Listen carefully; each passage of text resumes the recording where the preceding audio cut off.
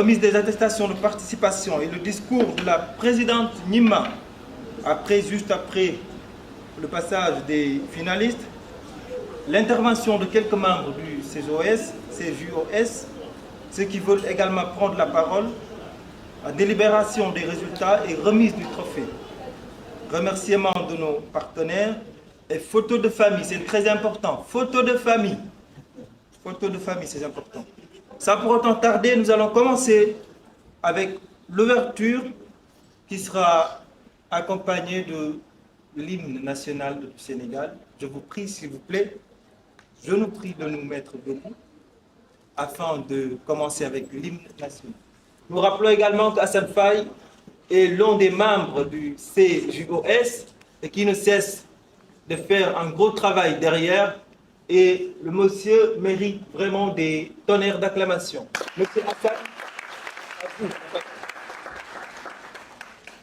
Auguste Assemblée, honorables invités, membres du jury, chers finalistes, chers invités, je me nomme Hassane Faye, je suis bibliothécaire à la Bibliothèque centrale de l'Université Cheikh Anta Diop de Dakar et au service des relations publiques.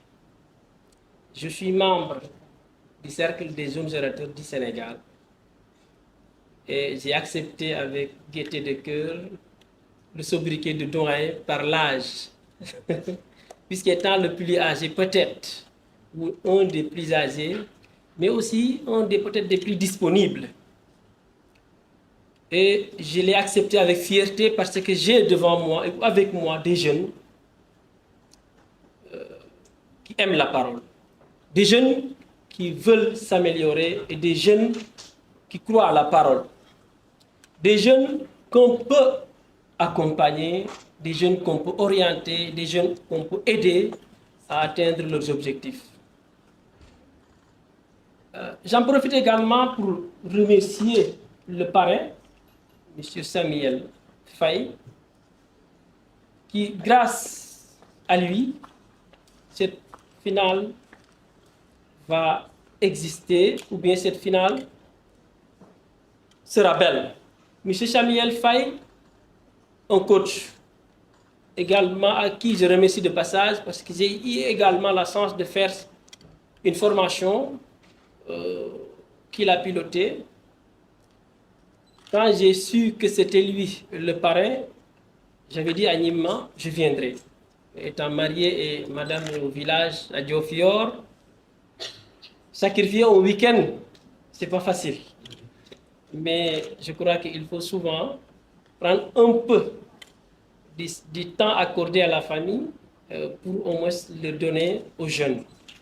Ce qui a fait que ce week-end, je suis resté à Dakar. Mais tous les week-ends, je pars à Diofior pour au moins donner un peu de temps à la famille. Je remercie M. Samuel Faye, ou bien également je remercie les représentants, s'ils sont déjà là. Je remercie également Nima, la présidente. Nima mérite des applaudissements. Cette journée a pu être réalisée grâce à Nima, c'est-à-dire avec sa détermination, Nima a cru à ses compétences, Nima a cru que la journée va exister et ça peut être réalisé. Au début, j'avais des doutes parce que vraiment on ne sentait pas une motivation chez les membres du CJO. Mais quand Nima est là, on a vraiment le courage de l'aider et de l'accompagner.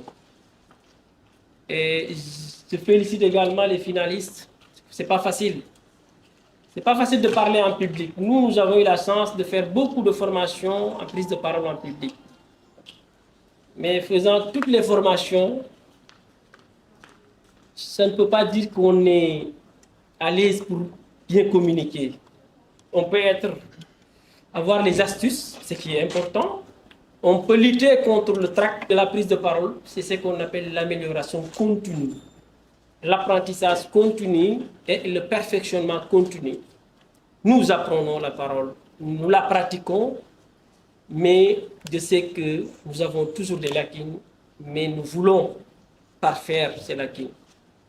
Chers jeunes, on peut avoir des compétences dans son domaine. On peut être bon ingénieur, on peut être bon mathématicien, mais si on n'arrive pas à pouvoir véhiculer ou à pouvoir extérioriser son savoir, c'est parce que la compétence reste. Donc, il va falloir puisse communiquer bien, extérioriser ses connaissances, son savoir-faire, pour que celui qui vous suit vous comprenne, pour que votre message puisse passer. Donc, la bonne communication, elle est importante. Hier, un gars m'a dit au Sénégal, les gens aiment trop parler et que nous avons que de beaux parleurs. Bon, je ne l'ai pas répondu. J'ai souri, j'ai rien dit, mais j'ai pensé à un directeur de la place qui est allé même aller à l'étranger pour apprendre la communication. La communication n'est pas facile. Et rien ne s'obtient gratuitement et tout s'apprend. Et pour bien parler en public, il faut l'apprendre. La communication ou la prise de parole en public s'apprend, ça s'acquiert. Et ça demande beaucoup de sacrifices. Chers membres, Auguste Assemblée, je m'en vais terminer mon discours en renouvelant mes remerciements à notre parrain, M. Samuel Sarr. Ce n'est pas facile d'être parrain d'une activité de jeunesse. Ce n'est pas facile également de vraiment s'engager à respecter ses engagements, pour ne pas me répéter, avec cette vie qui est très chère. Mais M. Samuel Faye a su vraiment accompagner le cercle pour que cette journée puisse être. Je remercie également Nima, qui est toujours là, vraiment, qui accompagne et qui continue à accompagner. Je l'avais dit, Nima, je crois que je suis devenu vieux, que je dois laisser le séjour. Il m'a dit non, vous devez rester. Vous devez rester par l'expérience, mais également du fait que je sois peut-être à l'université, à la bibliothèque centrale, et je peux les être utiles. Il m'a dit que vous pouvez être toujours utile et que vous nous serez toujours utile. Donc, continuez avec nous, on aura besoin de vous. Et puisque je ne peux rien lui reprocher, je ne peux rien lui refuser plutôt, je crois que j'ai accepté avec bonheur et honneur. Je remercie le modérateur, vraiment pour votre engagement, et notre secrétaire général qui est toujours présente. Maïmouna, elle est là. Maïmouna, merci. Et je remercie tout le monde. Merci, monsieur le modérateur. D'intégrer, il y a justement cette branche art oratoire. Ce qui fait que depuis 2 ans, je suis coach certifié en art oratoire et j'accompagne des dirigeants, des hommes politiques, des artistes en Afrique, aux États-Unis, au Japon et ici évidemment au Sénégal. Donc je suis dans l'accompagnement. L'art oratoire est devenu une passion, un sacerdoce, un mode de vie parce que c'est un outil transformateur. Et derrière la pratique de l'art oratoire, il s'agit en réalité de prendre sa vie en main. Quand vous prenez la parole, c'est votre vie entière que vous prenez en main. Et à ce niveau-là, si vous continuez dans des cadres comme celui-ci, et c'est l'occasion justement de remercier Nima, le CJOS, c'est dans des cadres comme ça que nous nous révélons et que nous révélons au public. Et c'est dans des cadres comme ça que nous grandissons et que nous semons justement les graines de cette transformation de l'Afrique que nos arrière-grands-pères ont enchanté, mais dont il est notre devoir de le réaliser à travers, encore une fois, le leadership. Je vous remercie pour votre attention et souhaite une très bonne chance à nos champions ici présents pour leur courage et leur détermination. Merci. Merci. Ça, jusqu'à ce que je prenne conscience qu'en réalité, dans chaque réunion, je dois placer mon mot. Je ne dois pas continuer à subir. J'ai des rêves, j'ai des ambitions.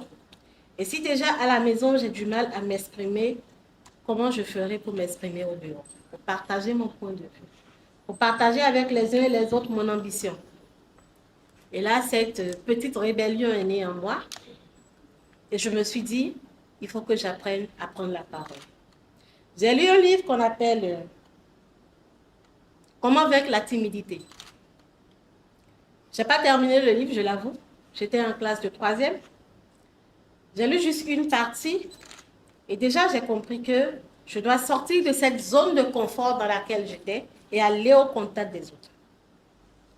En 2006, j'ai découvert la Jeune Chambre internationale, une organisation qui existe dans plus de 130 pays et une organisation qui m'a donné les outils nécessaires pour apprendre à diriger, apprendre à prendre la parole en public, apprendre à former, etc. Je suis devenue alors formatrice à la Jeune Chambre internationale. Une organisation dans laquelle on vous donne la possibilité d'apprendre, on vous donne la possibilité de prendre la parole. Et j'ai eu le plaisir déjà de rencontrer Coach Moussa lors d'une de ses formations à la Jeune Chambre. Le CNAO, Concours national d'art oratoire, est organisé par une organisation de la Jeune Chambre internationale, Dakar numéro 1. Donc, vous aviez l'opportunité d'apprendre, d'avoir les outils nécessaires pour pouvoir communiquer avec vos semblables. Chers finalistes, je voudrais vraiment vous souhaiter du courage, vous féliciter pour ce pas, parce que ce n'est pas gagné d'avance. Tous, autant que nous sommes, nous avons le trac quand nous prenons la parole. Nous avons ce stress. On se dit, est-ce qu'on va bien faire? Est-ce qu'on pourra délivrer notre message? Donc, si vous êtes là aujourd'hui, c'est parce que vous avez pris votre courage à deux mains pour venir devant ce public et délivrer votre message. Je voudrais vous dire félicitations et beaucoup de courage pour la suite. À vous, chers invités, je voudrais vous inviter à intégrer cette association qui, non seulement organise, c'est vrai que c'est sa première édition et je souhaite vraiment une longue vie à ce creuset de jeunes. Je voudrais vous inviter à quitter votre zone de confort. Tout à l'heure, le modérateur insistait pour que deux personnes prennent la parole, viennent ici, mais personne ne voulait, tout le monde était réticent. C'est normal. Non pas parce que vous n'aviez pas les armes ou les outils, mais parce que vous vous dites, est-ce que je peux le faire? Est-ce que je ne vais pas rater mon passage? N'ayez pas honte de poser le premier pas. Quand vous faites le premier pas, je suis sûre, parce que j'ai été timide, peut-être je le suis encore, mais aujourd'hui, j'interviens au CRIALE en tant que coach post-training. Je fais la maîtrise de cérémonie. Je suis dans la gestion du protocole d'une activité ou d'une cérémonie. Je donne des cours. Je suis dans le développement personnel. Donc, si j'ai pu le faire, vous pouvez le faire. Merci. Merci beaucoup. D'abord au parrain de cette journée, M. Samuel Faye, qui m'a fait l'honneur de m'inviter à cette activité. D'abord, de représenter parce qu'il est indisponible, mais aussi l'honneur qu'on m'a fait de faire partie de ce jury pour donner des notes à cette équipe de finalistes à qui nous souhaitons très bonne chance à tout le monde. Je suis Boubacar Diagne, je suis agent Baobab Plus, une entreprise spécialisée dans le crédit, dans l'énergie et le digital, comme superviseur digital et responsable du recouvrement.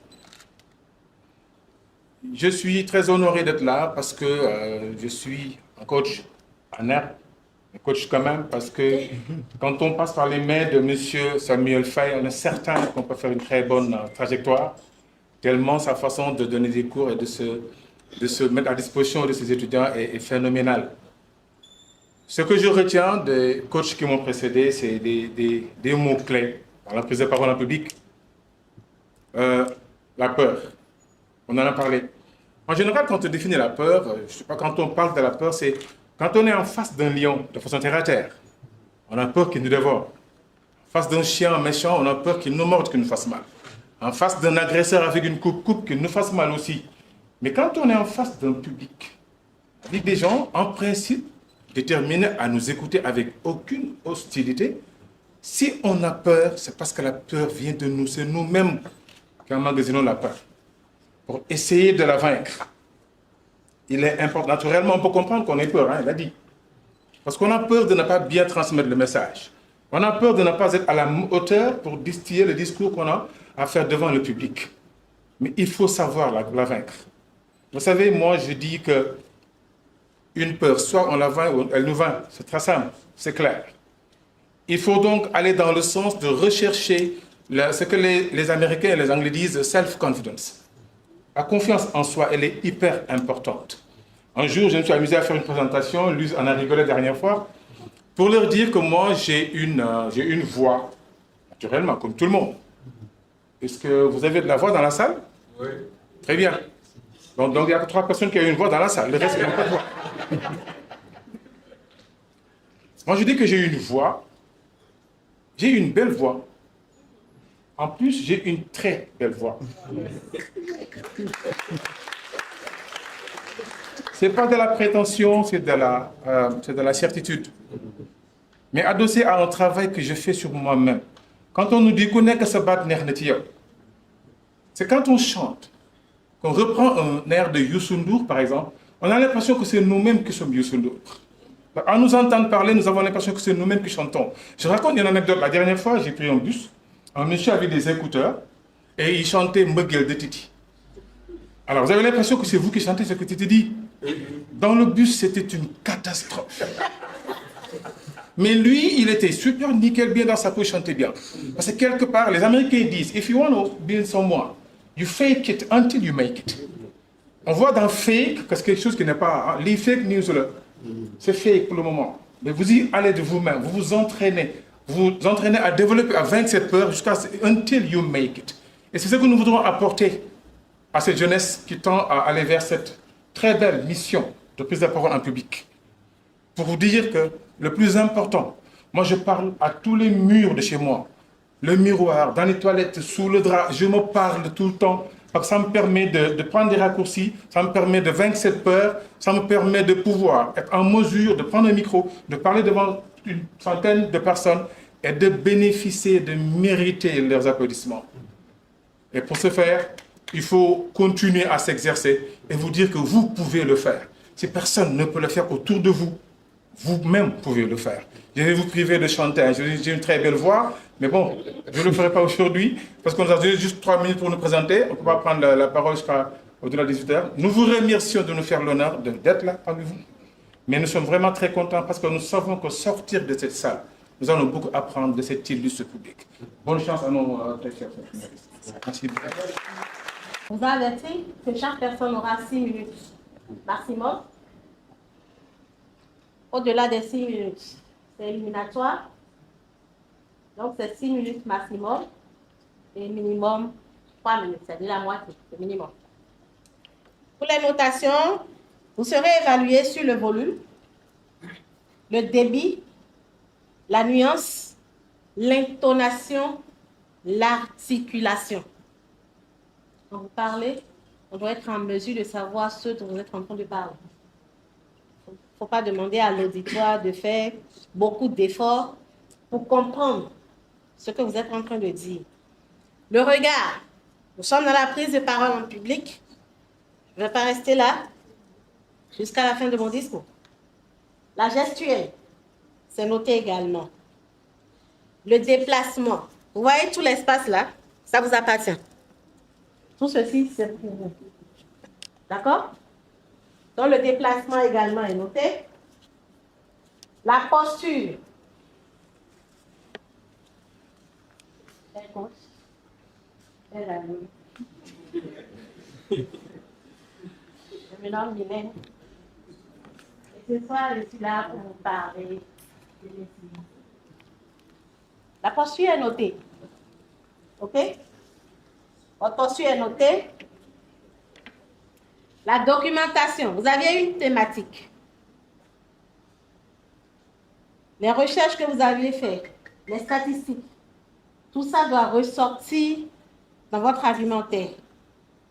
Le vocabulaire, la grammaire, la cohérence des idées, une introduction, un développement, c'est-à-dire un corps du devoir et une conclusion. La pertinence du discours. D'accord? Tout ça est noté. Si vous avez des questions, c'est le moment de les poser. Ou on se tait à jamais.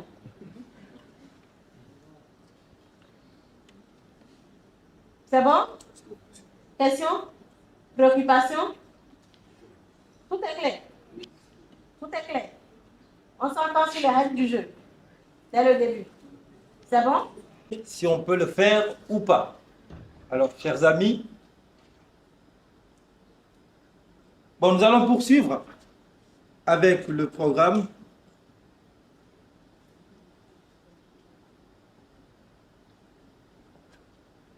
Ici, nous allons entamer la phase, enfin, je ne dirais pas la plus importante, mais la phase qui fait vraiment peur.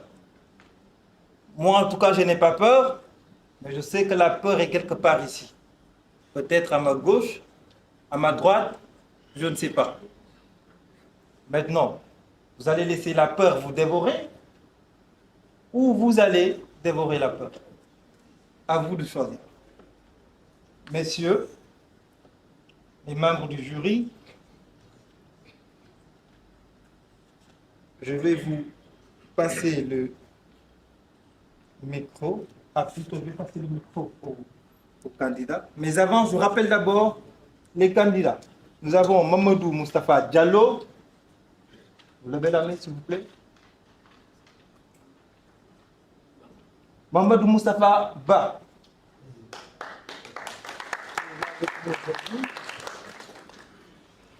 Nous avons Kardatou Dem. Serine Moustapha Diouf. Malik Suleiman Kouyaté. Ah, ça se voit que Malik est venu avec un public, hein? Malik, c'est tout ton quartier ou quoi? Après Malik, nous avons Abdoulaye Niang. Et nous avons Alassane Cham. Enfin, cher Cham.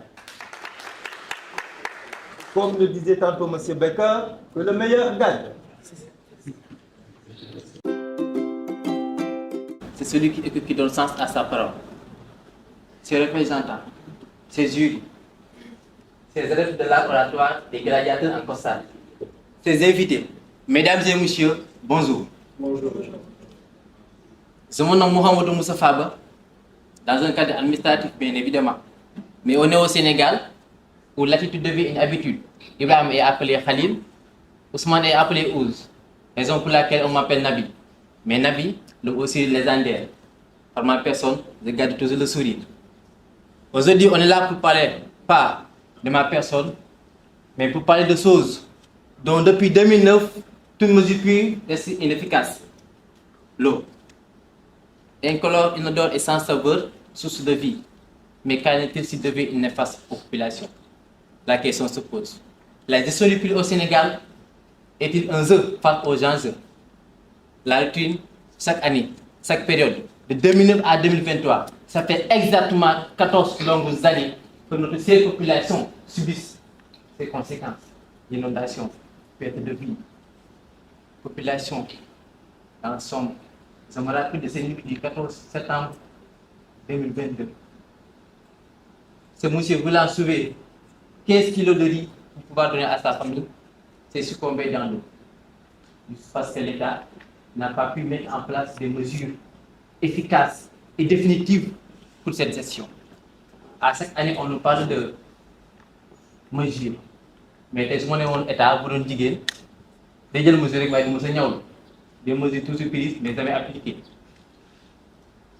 On se contente des machines de pompage et à la place des assainissements définitifs.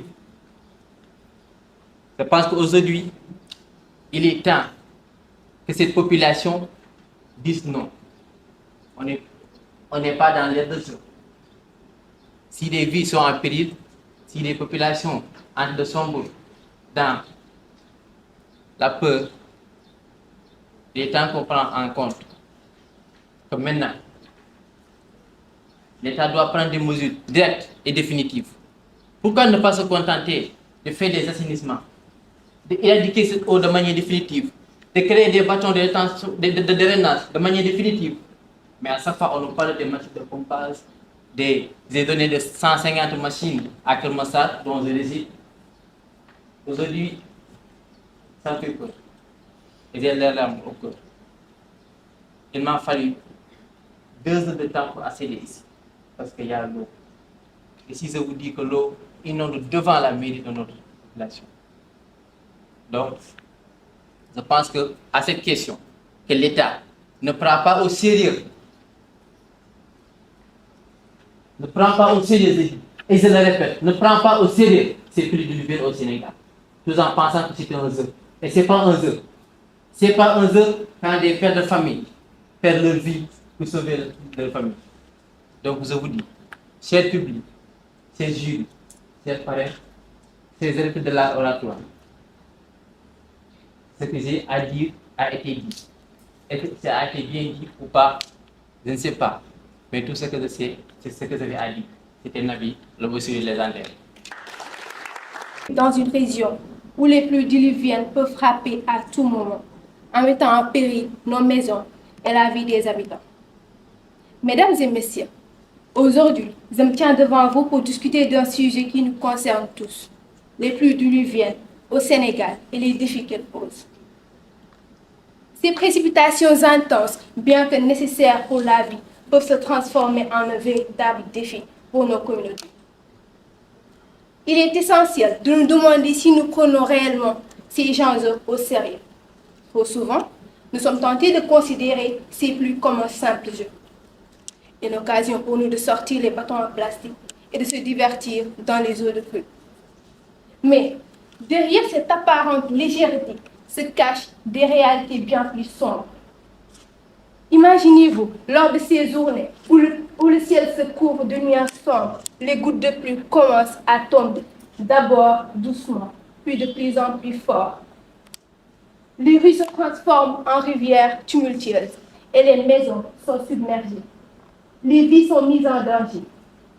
Les conséquences de ces averses torrentielles sont bien réelles et elles ne doivent être ignorées. De plus, les inondations causées par ces pluies diluviennes ont des conséquences désastreuses sur notre économie, notre santé et notre bien-être. Les infrastructures sont endommagées, les récoltes sont détruites et les maladies se propagent rapidement. Les plus vulnérables parmi nous, tels que les enfants et les personnes âgées, sont les plus touchés. Pourtant, nous ne devons pas perdre espoir. L'histoire de notre cher pays nous montre que nous sommes capables de faire face à ces défis avec courage et ingéniosité. Prenons l'exemple de la ville de Saint-Louis, située sur les rives du fleuve Sénégal. En raison de son emplacement, la ville est souvent sujette aux inondations lors des fortes pluies. Les habitants de cette communauté ont su développer des techniques de construction spéciales pour s'adapter à ces conditions extrêmes. Les maisons sur pilotis érigées avec des matériaux résistants à l'eau sont devenues le symbole de résilience de cette communauté. Cependant, il est essentiel de reconnaître que ces défis dépassent les capacités individuelles. Nous devons travailler ensemble en tant que société pour mettre en place des mesures de prévention et de gestion des risques. Cela implique la construction de systèmes de drainage adéquats. Merci beaucoup. Au Sénégal, en octobre 2005, l'année suivante a été marquée par les inondations. Et 18 ans plus tard, nous voilà encore à traiter le même sujet. Messieurs, dames, honorable Mondichel, bonsoir. C'était dans la nuit du 22 au 23 août 2021. Alors qu'emporté par la profondeur du sommeil, le frère d'Ibrahim a été réveillé par un hurlement plein de panique, suscitant un sentiment total de panique, venant de leur mère, criant au secours. « À l'aide !» disait-elle. Tout bonnement dans l'obscurité le plus saillante, son réveil fut brusque, le frère d'Ibrahim. En posant le premier pas, il a eu l'impression d'avoir imbibé ses pieds dans une bassine pleine d'eau glaciale, envahissant quelque la hauteur du genou. En plus du tonnerre et les éclairs qui retentissaient à tour de rôle, comme on bat à moins d'un mètre et d'un projecteur en flash, l'on pouvait entendre l'entrechoc entre l'eau et la tension électrique, tel un papier cartonné, déchiré, déchiqueté avec brutalité. Mon Dieu, ce fut la poltronnerie, la peur de sa vie. Et cherchant obstinément et désespérément le petit Ibrahim, son frère l'a retrouvé. Il est occupé flottant sur cet océan d'eau triviale, sans moindre signe de vie. Encore une des innombrables victimes de pluie diluvienne. Et je me rappelle qu'au journal de 7 heures, la presse écrite et la radio diffusaient l'information gouvernementale, le déclenchement du plan sec qui n'a jamais rien mis à sec. Au Sénégal, la gestion des pluies diluviennes devient-elle un jeu face aux enjeux? Voilà l'interrogation qui nous interpelle aujourd'hui. D'après le Larousse, la gestion renvoie à une action légère et d'administrer pour les contenus. Et les pluies diluviennes renvoient en déluge, les eaux submersibles inondables.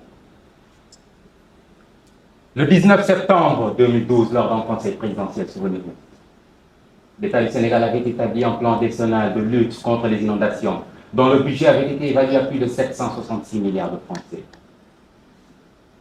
9 ans plus tard, plus de 511 milliards de francs CFA ont été dépensés dans ce cadre. C'est ainsi un article du journal Le Monde d'Afrique, 6 septembre 2020. Monsieur, qu'y a-t-il de plus frustrant que de voir la presse internationale se poser les mêmes interrogations que celles des Sénégalais eux-mêmes? L'inondation au Sénégal, où sont passés les financements qui feraient ainsi bénéficiaires si c'est 8 septembre 2021? Cela fait déjà 3 mois que la Banque mondiale a approuvé un financement d'un montant de 135 millions de dollars destiné à soutenir le Sénégal pour réduire les risques d'inondation dans les zones périurbaines selon le communiqué de presse de la Banque mondiale, publié, tenez-vous bien, le 29 juin 2023. Le saviez-vous? Cela vous paraît-il logique d'investir de telles sommes et de voir le Sénégal à ce stade de régression en matière de gestion des inondations? Pas impressionnant, me dira-t-on, dans un pays où la Cour des comptes épingle sans cesse l'exécutif.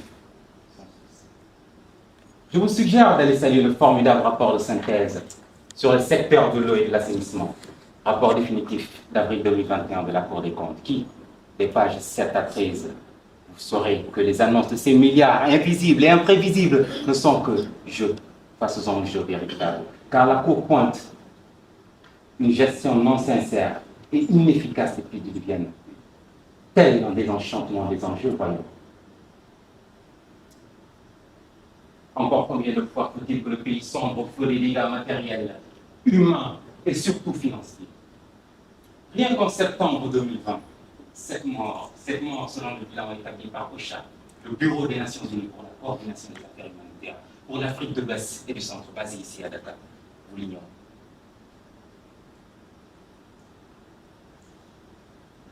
Augustin Messi, honorablement le jour. Et si je vous disais que le frère d'Ibrahim est autre que moi, vous l'aurez su? Oui, ce frère d'Ibrahim, c'est moi. Cette famille Diouf arrivée au Sénégal en octobre 2005 est la mienne. Aucune fausse promesse, ni programme, ni projet ne parviendra à faire revenir mon frère Ibrahim, 5 ans seulement, parti à jamais. Et ensemble. Dire qu'on aurait pu éviter ce drame juste avec une bonne gestion des pluies diluviennes. Emerson écrivait à son meilleur ami Thoreau dans l'essai intitulé Emerson Thoreau, en ces termes, je cite: rien n'est autant à craindre que la crainte elle-même. Alors dites-moi, nos dirigeants qu'ont-ils à craindre réellement? L'argent en milliards ou Dieu? Pour autant, je reste optimiste qu'un jour, cette mauvaise gestion des pluies diluviennes ne sera qu'un mauvais souvenir, un vieux souvenir. Que la paix soit avec vous et en vous. Je vous remercie.